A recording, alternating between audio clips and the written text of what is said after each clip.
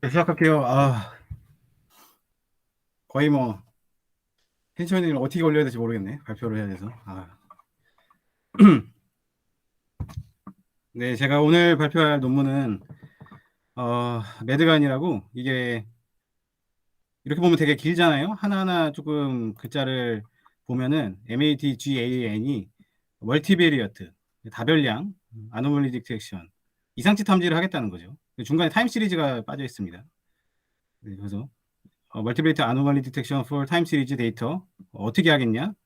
제너러티브 어드버서리얼 네트워크를 이용해서 겟 네트워크를 이용해서 이상치 탐지를 하겠다. 시계열에서 이상치 탐지를 하겠다. 근데 이상치 탐지를 할 때 보통 이제 다별량 데이터도 많이 활용을 하면은 좀 더 성능이 좋기 때문에 다별량 데이터를 많이 사용하는데 그거를 활용하기 위해서 겐이라는 데이터를 한번 사용해 보겠다. 이런 방식의 논문입니다. 그래서 2019년에 나왔고 좀 오래된 논문이긴 한데 이 논문을 이유로 그 다음에 이제 겐을 활용한 어노멀리 디텍션이 조금 발전이 되었기 때문에 오늘은 이걸 하고 그 다음에 이제 추후에 다음번에 발표할 논문에 대해서도 이따 발표 끝 부분에 말씀드리도록 하겠습니다. 네, 그래서 프리리퀴즈 먼저 매드, 그러니까 시계열에서 이상치 탐지가 어색하신 분들도 있기 때문에 그거에 대해서 설명을 드리고, 또 겐이 좀 어색하신 분들도 있기 때문에 겐에 대해서 간단히 설명을 드린 다음에 논문 소개하고, 구조 이거 좀 복잡해 보이는데 알고 보면 하나도 복잡하지 않습니다. 구조에 대해서 설명드리고, 그리고 시계열 이상치 탐지에서는 어떤 식으로 실험을 진행한지, 그리고 추후에 연구 방향이 어떻게 진행되는지에 대해서 말씀드리도록 하겠습니다. 나오고 있는 거 맞죠? 네. 네, 그래서 멀티브레이트 타임 시리즈 어노멀리 디텍션은 어노멀리 디텍션이니까 막 되게 어렵게 생각하고 어색하신 분들도 많을 텐데, 하나하나 이거 변수가 여러 개 있잖아요. 그래서 m개의 변수로 이루어진 t 시점까지의 m차원 벡터, m개니까 m차원 벡터가 총 시간 t만큼 존재하는, 그러니까 쉽게 말해서 윈도우가 있어요. 그럼 서브 시퀀스라고 하는데, 윈도우만큼의 그 시점을 준 다음에 이렇게 시점을 주잖아요. 그래서 t 시점에서 어노멀리인지 아닌지를 판별하는 그런 태스크라고 보시면 됩니다. 그래서 이따 평가지표도 보면 프리시전 리콜, 우리가 익숙한 프리시전 리콜 F1 스코어거든요. 그래서 0일인지 0인지 1인지, 그래서 윈도우로 데이터를 만든 다음에 그 다음에 0인지 1인지를 판단하는, 다시 한번 보시면 이렇게 피처가 스텝 사이즈가 있습니다. 윈도우 사이즈가 있어요. 이건 서브 시퀀스로서 이만큼을 갖고 K만큼을 갖고, 그 다음에 T 시점에서 K만큼을 갖고 T 시점에서 노말인지 아노말인지를 판단하는 거고, 그리고 이게 스텝 사이즈도 지정해 줘야 됩니다. 그래서 바로 옆에 시점을 줄 수도 있고, 아니면은 바로 옆에 두면 너무 과적합이 심하다, 너무 오버 트레이닝 될 수 있으니까 한 몇 개 정도 지나쳐서, 5개 정도 지나쳐서 스텝 사이즈를 주고 데이터를 만드는 그런 식으로 진행한다고 보시면 될 것 같습니다. 그래서 이거를 다시 조금 입체화 시켜 보면요, 피처가 이렇게 m 차원이 있으면은, 그러니까 피처는 앞에서 말했던 예를 들어서 여기는 이제 컴퓨터에 관한된 그런 시계열 정보잖아요. 그래서 뭐 CPU 로드 뭐 이런 거 여러 가지 변수가 있으면 이거 하나하나가 피처에서 m개를 구성하는 거라고 보시면 됩니다. 그리고 윈도우 사이즈, 그러니까 데이터 길이라고 보시면 되고요. 각각의 데이터 길이고, 그리고 전체 개수. 그러니까 m개가 있으면은 m개에서 윈도우 사이즈를 뺀 거를 다시 스텝 사이즈로 나누면은 전체 우리가 훈련하려는 그런 새로운 태스크, 이게 이렇게 시계열이 쭉 있으면은 태스크가 완성되게 됩니다. 그래서 이거를 보통 수식을 이렇게 보면 좀 헷갈릴 수가 있는데요. 예를 들어서 전체 길이가 100이다. 100이다고 윈도우가 10이면은, 그리고 스텝 사이즈가 뭐 5다 이러면은, 총 데이터를 이 100의 데이터를 가지고 18개, 100 빼기 10 나누기 5 해서 18개의 그런 데이터 개수를 만들어서 0101을 판단할 수 있는 데이터셋을 만들 수 있게 됩니다.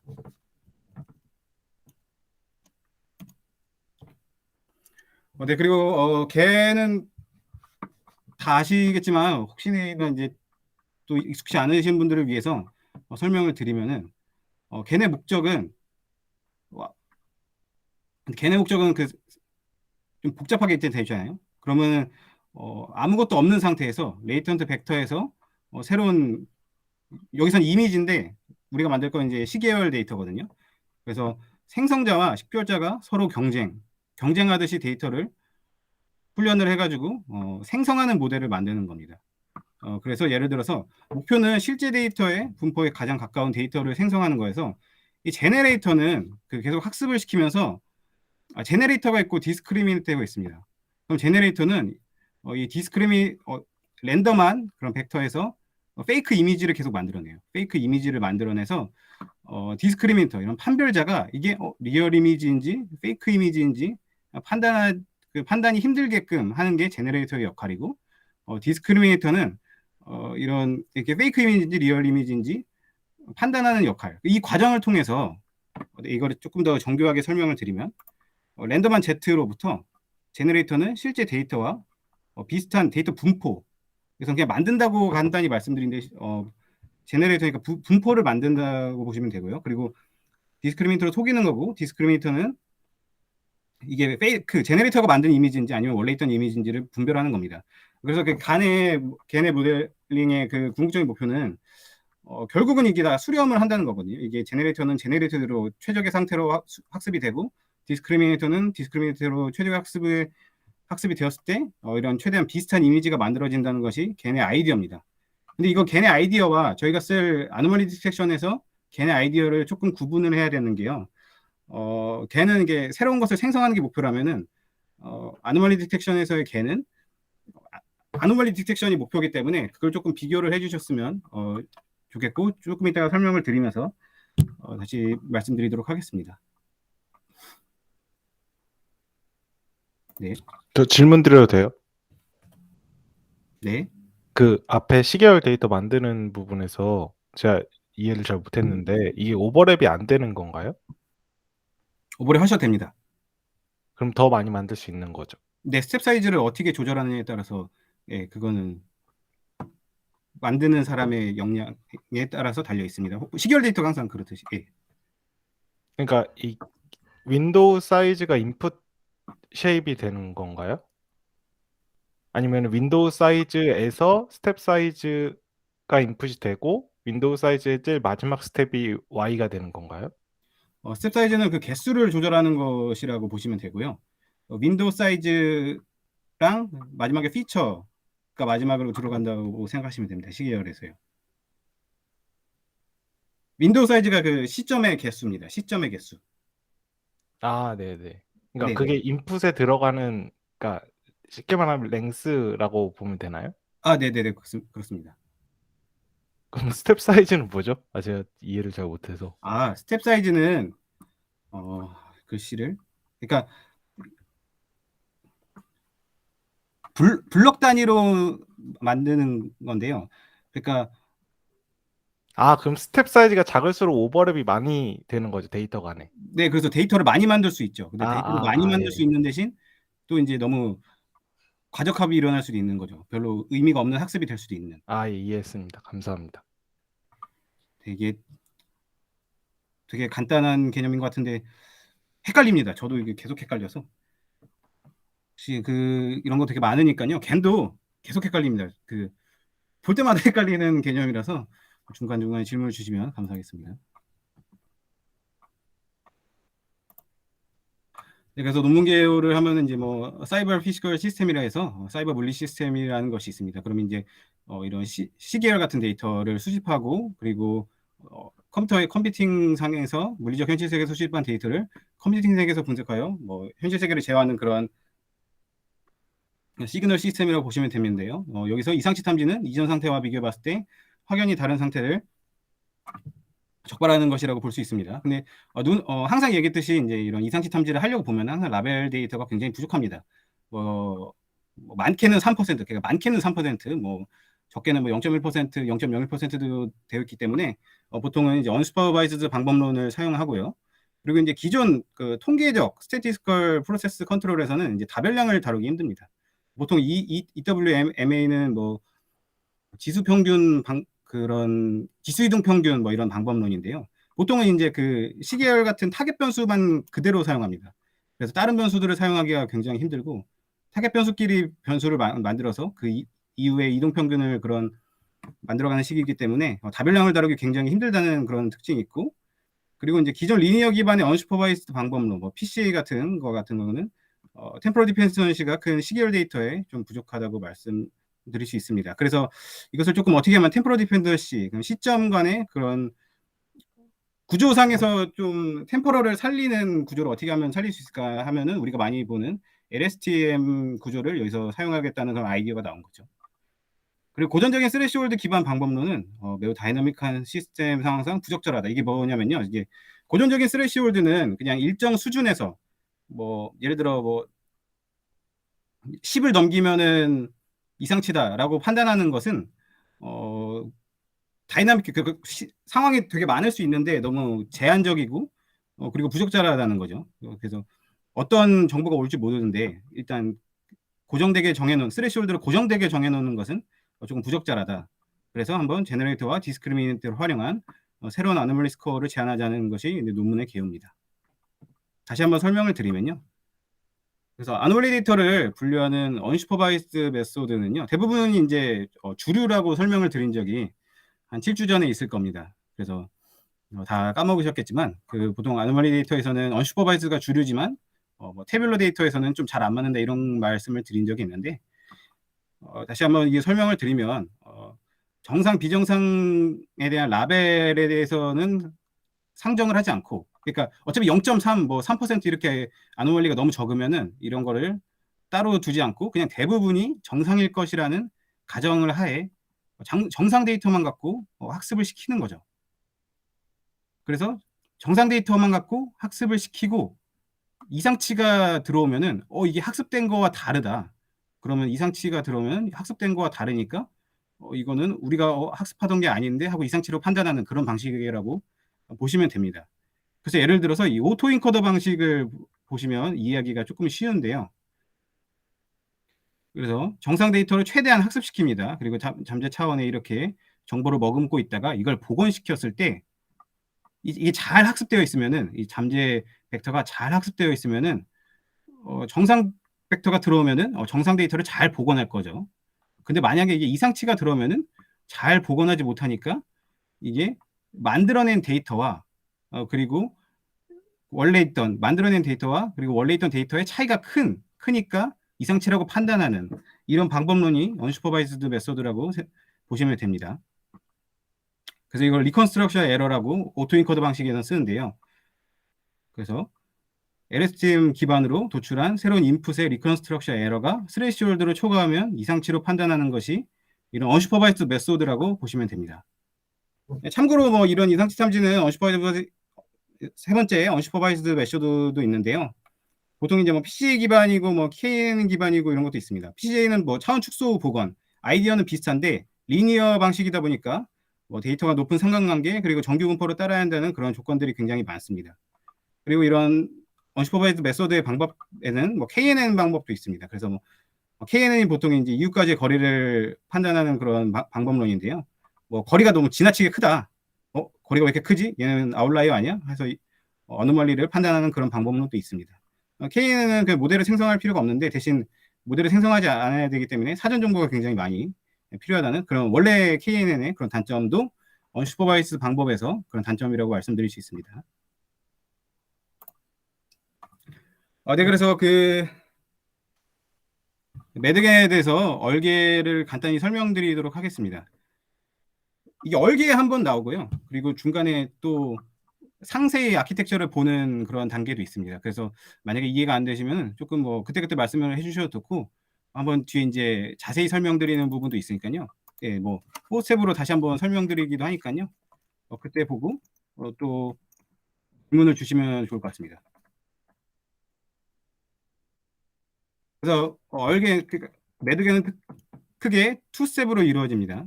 투스텝으로 먼저 이제 학습을 하고 그리고 디텍팅을 하는 그런 단계로 이루어지는데요.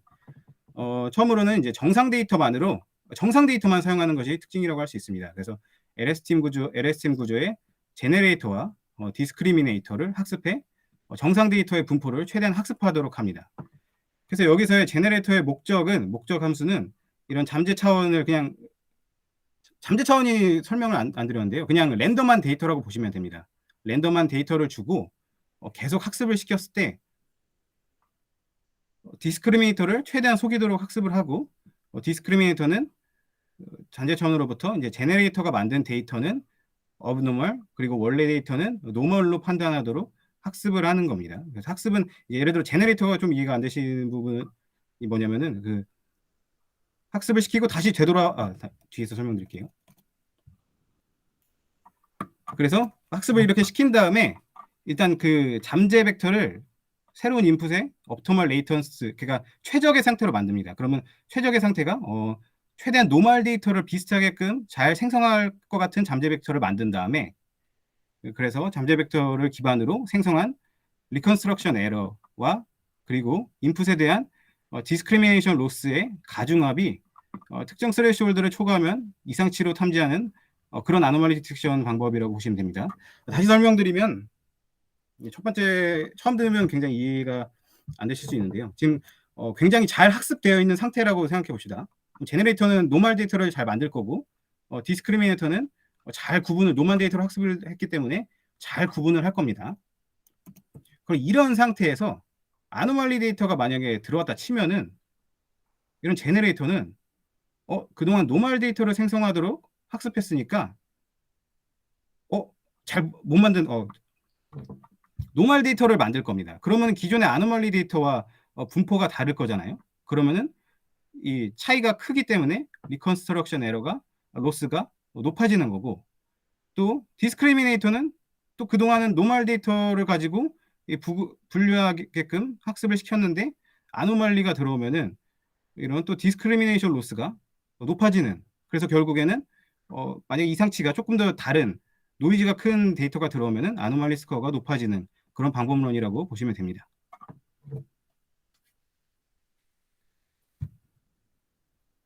네, 다시 한번 크게 네 가지 단계가 있습니다.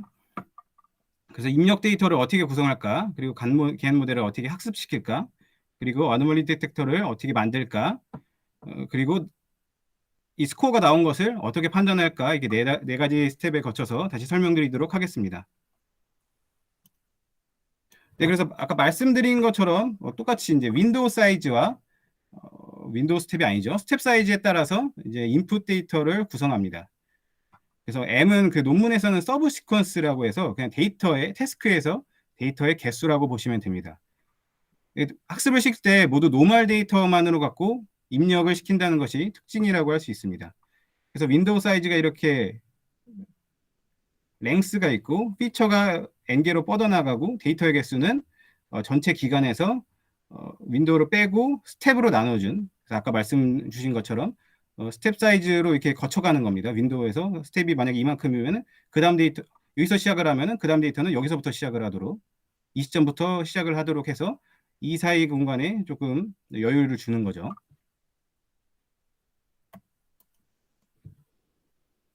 네, 그리고 두 번째, 모델링 학습은 LSTM으로 구성된 제네레이터와 디스크리미네이터를 학습하게 됩니다. 논문에 나오는 그런 구조는 왼쪽 사진을 보시면 되는데요. 조금 더 입체적인 것을 살리기 위해서 오른쪽 사진을 보셔도 될 것 같습니다. 그래서 이제 잠재 차원에서 윈도우 사이즈가 이렇게 있고 레이턴트 디멘션이 있으면 디스크리미네이터는 이런 제네레이터가 생성한 데이터가 페이크인지 그러니까 페이크가 제네레이터가 생성한 데이터인지 아니면 노멀 데이터인지를 이렇게 판단을 하게 되고요. 그리고 제네레이터는 최대한 이 D가 헷갈리게끔 하는 멀티베리어트 그 분포를 만들게 됩니다. 네, 이런 식으로 학습을 시키면 되는데요. 이런 학습 방법은 원래 겐과 굉장히 유사해서 이게 겐에 있는 그런 목적 함수라고 보시면 됩니다. 그래서 다시 보시면 로그 함수는 1에 가까울수록 0이고 0에 가까울수록 마이너스로 되잖아요. 그래서 그거를 잘 염두에 두시고 한번 이 공식을 보시면요. 디스크리미네이터가 원하는 것은 이것은 D는 이제 맥스로 최대한 높게끔 그래서 dx는 1로 갔을 때 로그 함수 로그 dx가 최대한 올라가잖아요. 그래서 dx는 1로 가고 그리고 DGZ 이게 뭐냐? 제네레이터가 만든 것은 페이크로 판단하는 0으로 하는 0으로 했을 때 또 이게 가장 최대값이 되니까 즉 제네레이터가 생성한 데이터는 페이크로 제네레이터가 생성한 데이터는 페이크로 그리고 일반 데이터는 노멀로 판단하게끔 하는 것이 이 D가 원하는 것이라고 할 수 있고요. 반대로 여기서는 이 GZ에 걸려서 DGZ를 0으로 만드는 것으로 D가 원하는 것과 반대로 제네레이터가 원하는 것은 이 DGZ를 1로 가는 것이 이제 목적 함수라고 하고 이를 목적 함수를 바탕으로 학습을 진행한다고 보시면 될 것 같습니다. 네. 최종 자는 거 아니죠? 네, 그 다음에 이제 디텍터를 할 건데 디텍터는 디텍터는 두 가지 스텝으로 먼저 나뉘게 되는데요. 두 가지 스텝은 잠깐 말씀드리면 아까 발표를 할 때 여기서 이제 새로운 인풋의 옵티멀 레이턴트 스페이스 최적의 레이턴트 스페이스를 만든다고 했던 게 첫 번째 스텝입니다. 그래서 잠재 레이턴트 스페이스가 있어요. 그럼 레이턴트 스페이스로부터 데이터를 만들고 그걸 Z1이라 할게요. 그럼 이제 제네레이터를 거쳐서 GZ1을 생성하게 됩니다. 그러면 이제 테스트 이제 비교를 하게 됩니다. 우리가 이제 그 테스트 데이터로 영위를 나눌 건데 비교해서 에러 펑션 그러니까 최대한 업데이트를 계속 해주는 겁니다. 그래서 에러가 충분히 작아질 때까지 이터레이션을 한 다음에 최적의 잠재 공간 그래서 잘 생성하게끔 하는 최적의 잠재 공간 ZK를 생성하는 그런 과정을 먼저 만듭니다. 그래서 최적의 잠재 공간을 일단 만든 다음에 그 다음에 아노멀리 스코어를 구하게 되는데요. 옵티멀 ZK와 그리고 테스트 데이터에 대해서 아까 말씀드린 리컨스트럭션 로스와 디스크리미네이터 로스를 계산하게 됩니다. 그러면 리컨스트럭션 로스는 수식부터 잠깐 보자면은 기존의 테스트 데이터와 그리고 제네레이터가 만든 것과의 차이라고 계산을 하시면 되고요.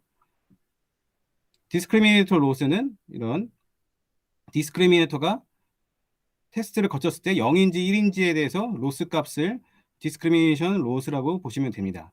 그래서 이게 아까랑 똑같은 건데요. 아노멀리 데이터면은 만약에 아노멀리 데이터가 들어와요. 테스트에. 그러면은 제네레이터는 그동안 노멀 데이터를 생성하도록 학습했으니까 최대한 이제 노멀 쪽으로 만들려고 하는데 알고 보니까 테스트였던 거죠. 그러니까 리컨스트럭션 로스가 커질 거고 또 이제 디스크리미네이터는 이게 뭐지? 약간 1 쪽으로 갈 것 같은데 알고 보니까 또 값은 0이니까 디스크리미네이터 로스가 커지는 그런 식으로 해서 조금의 미세한 노이즈도 잡을 수 있다는 그런 방법론입니다. 이렇게 해서 결국 이 리컨스트럭션 로스와 디스크리미네이터 로스를 합해주게 됩니다. 그래서 임의의 람다 값을 기준으로 두 로스를 혼합합니다. 람다는 그냥 뭐 예를 들어 어떤 거에 가중치를 더 많이 줄 것인가에 대한 그런 값이라고 생각하시면 됩니다. 그래서 람다가 크면은 뭐 리컨스트럭션 로스, 좀 제네레이터 쪽을 조금 더 의존하겠다라는 것을 보면 되고요. 아니면은 람다가 작으면은 디스크리미네이터 로스 쪽을 조금 더 많이 보겠다. 이렇게 조금 서로를 보완하면서 아노멀리 스코어를 계산하는 방법론이라고 보시면 됩니다. 저 질문 하나 해도 될까요? 네. 그 앞에서 옵티멀 ZK 만들 때 그 데이터를 어떤 레이턴트 스페이스로부터 만든다고 하셨잖아요. 네. 아, 그럼 레이턴트 스페이스는 계속 랜덤으로 주고 만약에 그 Z 데이터가 테스트라 에러 펑션이 특정 스레숄드로 낮으면 이제 그걸 선정해서 그거 하나만 옵티멀 ZK로 만든다고 하는 건가요? 네, 처음에만 랜덤입니다.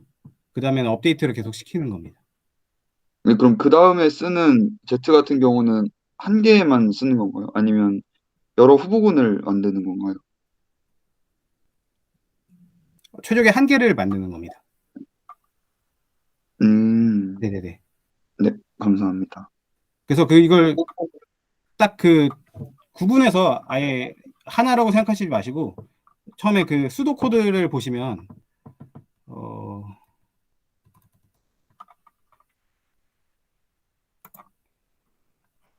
이게 아니네. 수도 코드를 보시면은 딱딱 구분이 되어 있거든요. 그래서 이건 나중에 조금 이따 설명 다시 드릴게요. 한번 수도 코드를 그냥 보는 시간을 가지면 좋겠네요. 네, 저 궁금한 게 네. 그 Z가 하나라고요? 근데 그러면 계속 얘네가 LSTM을 쓰면 그 Z가 같으면 무조건 같은 값이 나오지 않나요? 샘플링 되는 게 아니니까.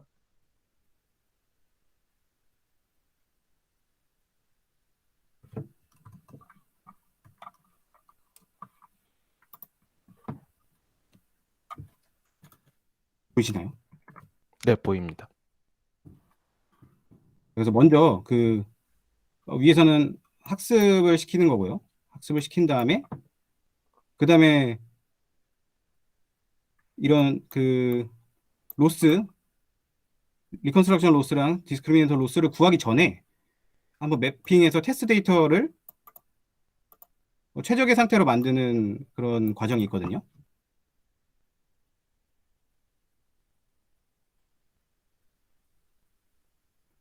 이거 찾다가 질문을 그래서 질문이 혹시 다시 한번 말씀해 주시나요?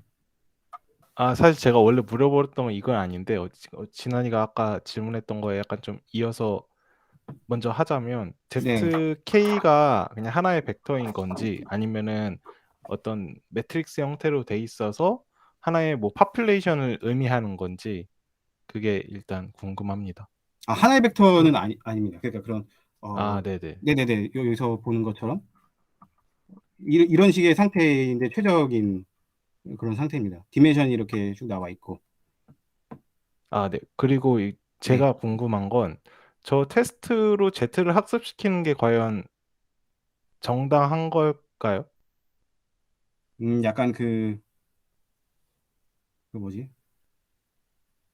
그러니까 왜 밸리데이션을 쓰지 않았는지 좀 궁금해요. 그러니까 이게 테스트를 써도 이 도메인에서는 뭐 괜찮은 건지 사실 좀 저는 직관적으로 왜 테스트를 썼는지 잘 이해가 안 돼서 그러니까 학습을 시킬 때 이미 유출이 됐다는 그런 말씀이시네요. 그러니까 약간 좀 그러니까 뭐 모델 자체의 직접적인 리킹은 아니지만 그래도 음, 레이턴트 스페이스 자체를 학습을 하는 게 그러니까 저는 이 도메인을 잘 몰라서 여쭤보는 거예요. 혹시 이런 게 좀 보편적인 방법인지? 왜냐하면 이상 탐지 그러니까 오토엔코더나 뭐 이런 식의 좀 언슈퍼바이스드 기반의 방법들이 있으니까 그런 것들은 이런 식으로 좀 레이턴트 스페이스를 샘플링해서 이제 넣어주는 경우가 많잖아요. 근데 네. 이런 방식이 테스트 데이터로 뭔가 그런 스페이스를 최적화하는 게 보편적인 건지 궁금합니다.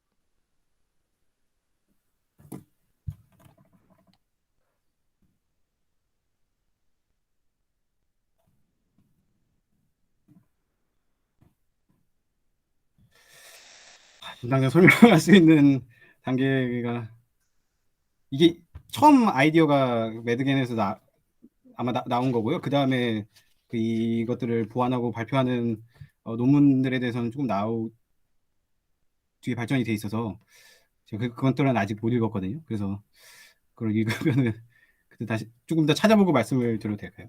네네네. 네네네. 감사합니다. 생각을 그죠? 레이턴 스페이스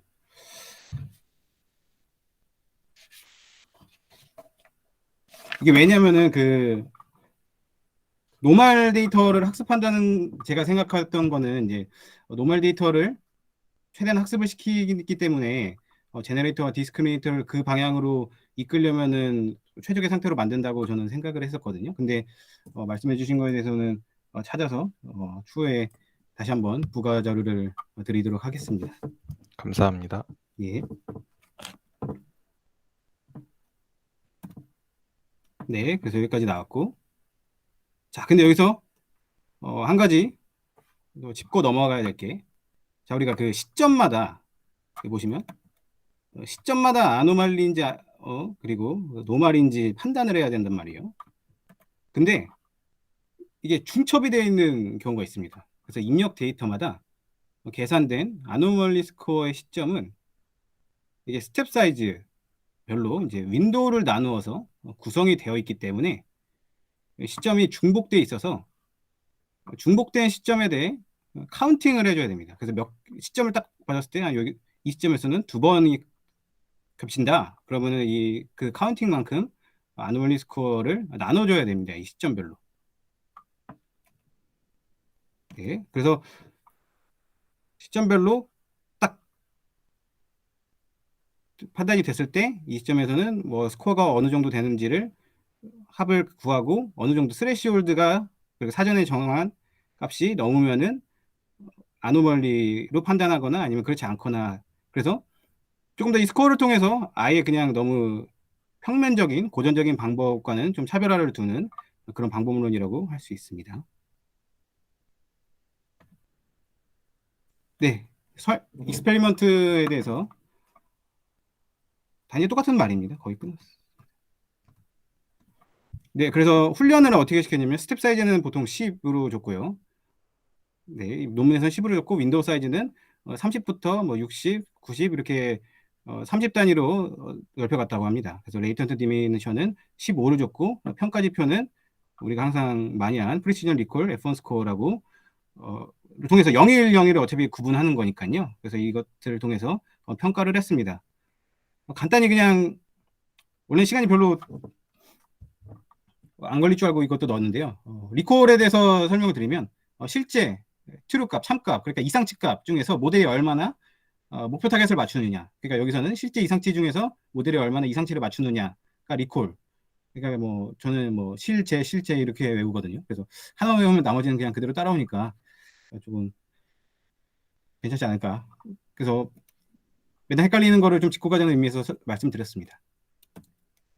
그리고 데이터셋은 뭐 스와트 데이터도 있고 마디 데이터도 있는데 여기서 중요한 점은 트레이닝 사이즈, 트레이닝을 시킬 때는 노멀 데이터로만 시키고 그리고 테스트를 할 때는 섞여 있습니다. 근데 섞여 있을 때 노멀의 확률이 88%, 94% 이런 데이터로 학습을 시킨 거죠. 그래서 뭐 결과는 뭐 좋았다 뭐 이런 거죠. 여기서 이 겐이라고 하는 게 있는데요. 아까 말씀드린 PCA-KN은 뭐 A 방법론이 있고 이 겐은 이런 겐 방식인데 매드겐이랑 똑같은데 LSTM 그런 구조가 아니라 그냥 일반 풀리 커넥티드로 이런 실험을 했다는 겁니다. 그래서 그 별이 하나인 거는 가장 프리시전이 좋았던 매드겐 그리고 리콜이 좋았던 매드겐 그리고 세 개는 F1 스코어가 좋았던 매드겐입니다. 그래서 뭐 당연히 좋았다고 좋은 모델로 비교했으니까 좋겠죠. 네, 그리고 여기서 근데 이것보다 중요한 거는 이제 충분한 학습을 통해서 이제 이터레이션이 10번 돌았을 때보다 60번 돌았을 때 그래도 비슷한 데이터를 제너레이션 하는 것을 볼 수 있죠. 근데 의뢰 논문이 그렇듯이 이게 잘 나온 것만 또 보여줄 수도 있으니까 그냥 참고로만 보시면 좋을 것 같습니다. 그리고 윈도우 크기가 이제 30일 때 뭐 가장 적절했다 이런 것도 리뷰를 통해서 알 수 있습니다. 그래서 마지막으로 요약을 드리면요. 처음에 이제 다별량 시계열에서 어떻게 이상치 탐지를 할 거냐에 대해서 조금 구조를 새로 제안했다는 그런 장점이 있습니다. 그렇지만 조금 불안정하고 또 그 어드버서리얼 트레이닝의 장점이 이제 정밀한 이상 탐지고 근데 좀 불안정하다는 특징이 있어서요. 그래서 현재는 매드겐을 중심으로 이건 거의 안 쓰이고 뭐 테드겐이나 USAD라는 그런 방식으로 학습이 진행되고 있고 제가 둘 중에 하나를 다음번에 논문 발표 때 아마 또 발표를 하면서 비교를 하지 않을까 싶습니다. 네, 마지막으로 논문 제목이 뭐 타임 시리즈 어노멀리 디텍션 유징 어드버서리얼 네트워크스 언슈퍼바이즈드 어노멀리 디텍션 온 멀티비리어 타임 시리즈 전혀 알 수가 없습니다. 그래서 이걸 좀 합의해서 맞춰야 되지 않나. 매드겐의 뒤를 이었다는 그런 게 전혀 보이지 않아서 너무 헷갈린다는 점을 강조드리면서 발표 마치겠습니다. 감사합니다. 수고하셨습니다. 수고하셨습니다.